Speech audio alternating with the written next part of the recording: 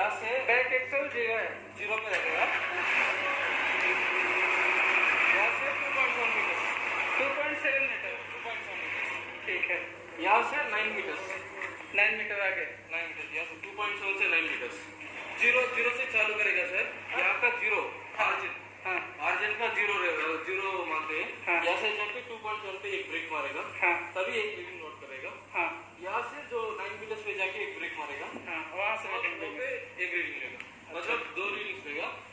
इसके डिफरेंस पे हमको जो ये आता है, मतलब जो लास्ट पे जो कैरेक्टरिस्टिक डिफ्लेक्शन आता है, ठीक है।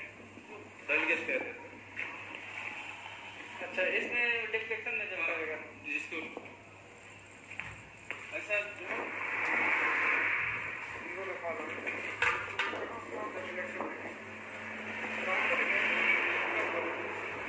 अभी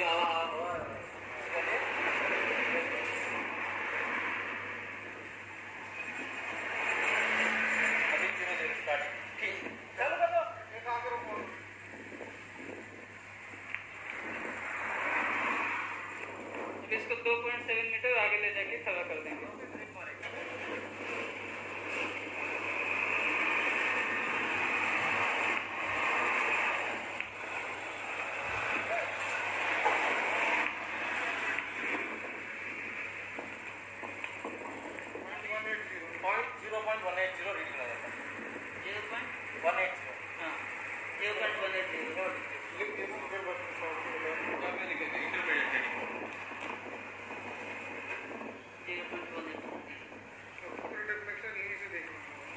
अब अगला 9 मीटर आगे ले जाके खड़ा कर दिया। वो सारी रीडिंग चेंज हो जाएगी। 0.191 वो तो फाइनल रीडिंग है। जो यहाँ पर डिफरेंस कितने का है? 0.18 या 0.19? 0.11।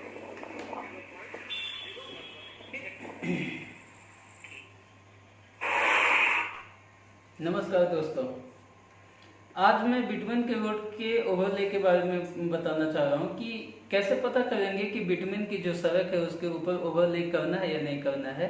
तो उसके लिए बेंकलमैन बीम डिफ्लेक्शन टेस्ट करते हैं और उसमें पता करते हैं कि बिटमैन के सड़क के ऊपर ओवरले कर सकते हैं या अभी करना है या नहीं करना है।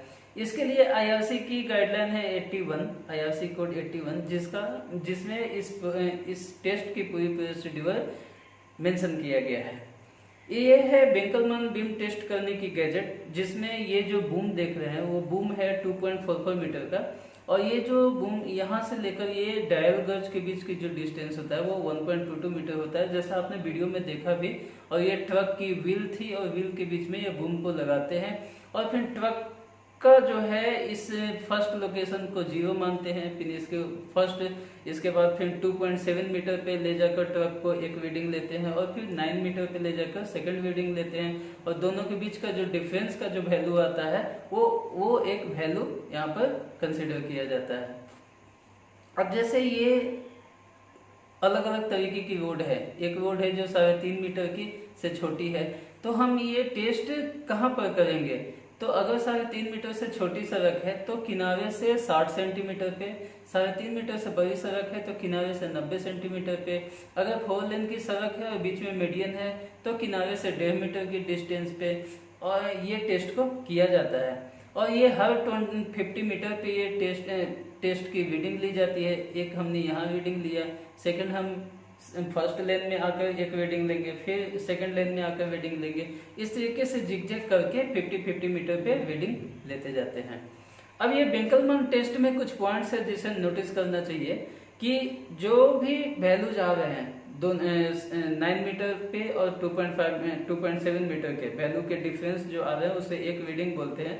तो जो भी रीडिंग्स आ रहे हैं उनको हम एक एवरेज करते हैं, और एवरेज करने के बाद कोई भी एक वैल्यू एवरेज वैल्यू से 1/3 से ज्यादा डेविएट नहीं करना चाहिए। अगर कोई वैल्यू 1/3 से ज्यादा डेविएट कर रहा है तो उस केस में जहां हम 50-50 मीटर पे जो मेजरमेंट कर रहे हैं उसे हम 25 मीटर पे उस जहां पर वो डेविएशन आ रही है उस लोकेशन के दोनों तरफ 25 मीटर पे लोकेशन ले लेते हैं, ताकि और भी ज्यादा प्रिसाइज कैलकुलेशन किया जा सके। और सेकंड है ट्रक वाली। ट्रक जो है उसमें इस तरीके से लोडिंग किया जाता है ताकि जो पीछे जो एक्सल है, एक्सल के ऊपर 8170 केजी यानी कि लगभग 8 टन का लोड है, और जो टायर की प्रेशर होता है वो 5.6 केजी पर सेंटीमीटर स्क्वायर होता है। अब यहाँ पर जो लोड है, लोड में प्लस माइनस 1% का वेरिएशन अलाउड है, और जो टायर की प्रेशर है उसमें प्लस माइनस 5% की वेरिएशन अलाउड है। अब जब ये टेस्ट करते हैं तो गर्मी में भी कर सकते हैं, ठंडे में भी कर सकते हैं, लेकिन होता क्या है कि गर्मी के दिनों में इसमें जो डिफ्लेक्शन आती है उसका वैल्यू ज़्यादा होता है, ठंडे के दिन में कम होता है। उसी तरीके से बारिश के समय में वैल्यू कम ज़्यादा आती है, गर्मी में कम आती है। तो हम किसी भी मौसम में इस टेस्ट को करें, उसके डाटा को यूनिफॉर्म करने के लिए उसमें दो तरीके की करेक्शंस की जाती है। एक टेम्परेचर करेक्शन बोलते हैं और एक seasonal variation in climate correction बोलते हैं। अब ये टेम्परेचर करेक्शन क्यों करते हैं और उसका डाटा कैसे लेते हैं, इस वीडियो में देखते हैं।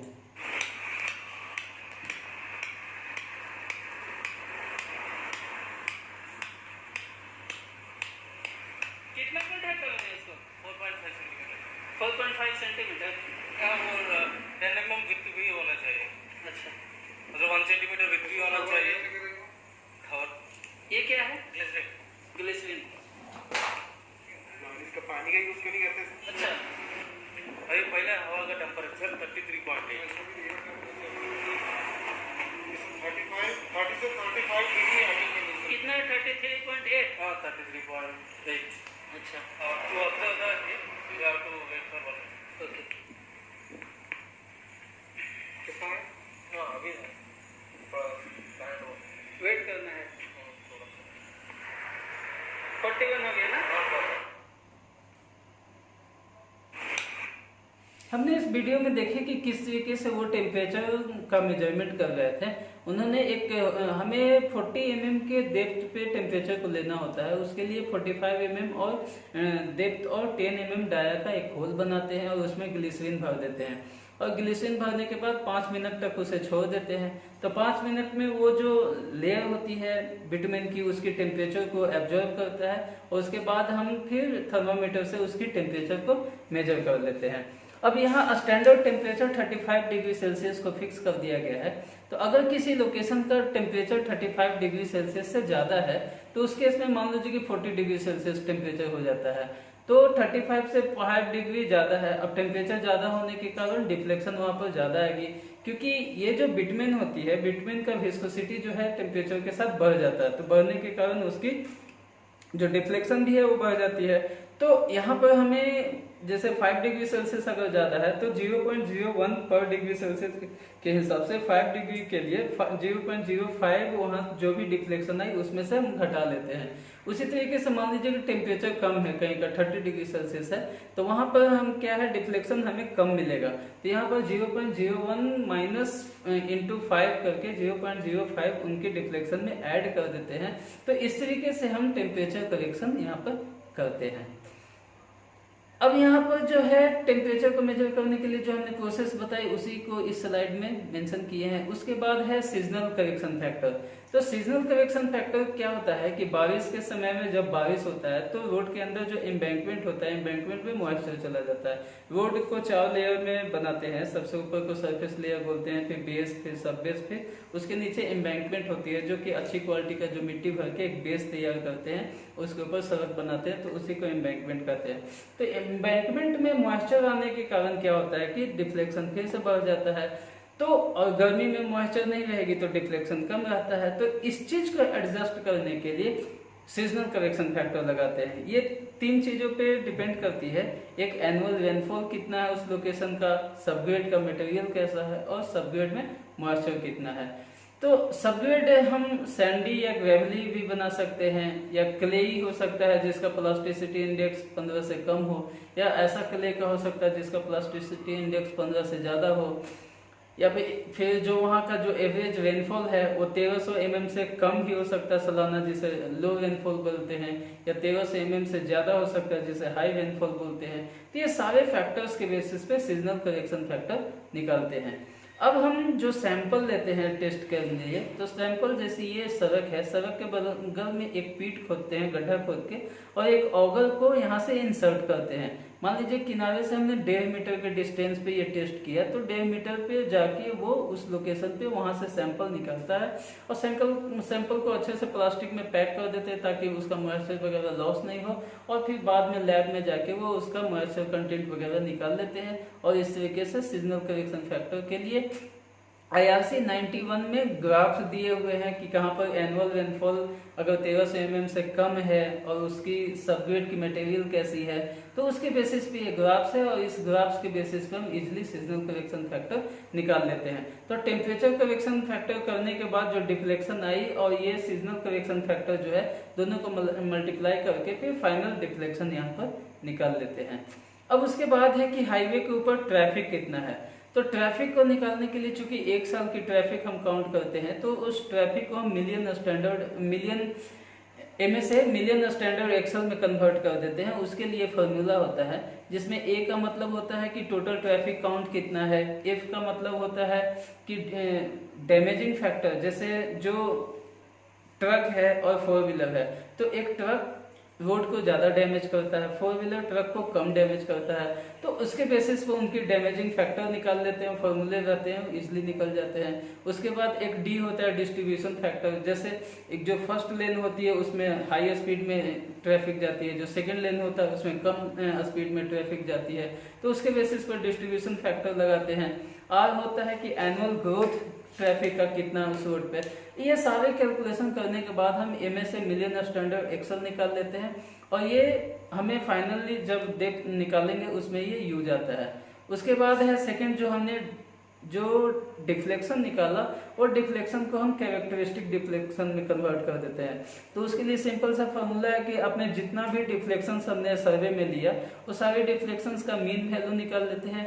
मीन निकालने के बाद स्टैंडर्ड डेविएशन उसका निकाल लेते हैं, और स्टैंडर्ड डेविएशन निकालने के बाद कैरेक्टरिस्टिक डेविएशन निकाल लेते हैं। ये ज़्यादा हार्ड नहीं होती, ये फॉर्मूले में पुट करके सारे वैल्यू निकाल लेते हैं।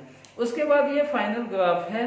फाइनल ग्राफ में जैसे हम मेरे पास MSA का वैल्यू है, कैरेक्टरिस्टिक डिफ्लेक्शन का वैल्यू है, तो ये दोनों वैल्यू जब अपने को मिल गई, मान लीजिए कि 20 MSA का ट्रैफिक है और कैरेक्टरिस्टिक जो डिफ्लेक्शन है वो 2 है, तो ये 20 वाली कर्व आके ये 2 को यहाँ पर कट कर रही है, यानी कि वहां पर 180 mm का ओवरले करना है, यानी कि 180 mm का थिकनेस का हमको उसके ऊपर बिटुमिनस कंक्रीट करके रोड को ठीक करना है, ताकि इस ट्रैफिक के प्रेशर को झेल सके अच्छे से। तो आशा करते हैं ये फ्रेंड्स, ये वीडियो आपको समझ में आई होगी, अच्छी लगी होगी। चैनल को सब्सक्राइब कीजिएगा, शेयर कीजिएगा। Thank you.